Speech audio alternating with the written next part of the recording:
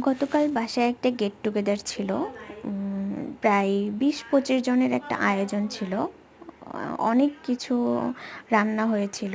এটা গরুর মাংস রান্না হচ্ছে মাটির চুলায়, যেহেতু মাটির চুলার রান্নাটা সবাই বেশ পছন্দ করে এবং খেতেও অনেক মজা হয়।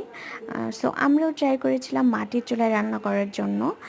আমরা যেহেতু ছোট ফ্যামিলি, আমাদের মাটির চুলাটা এত বড় না, দ্যাটস ওয়াই আমরা ইট দিয়ে মাটির চুলা বানিয়ে নিয়েছিলাম।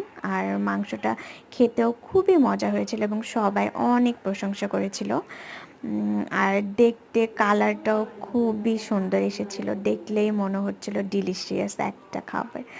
আর এইটা ছিল আলুর দম, আমরা এটাকে আলুর ছক্কাও বলে থাকি।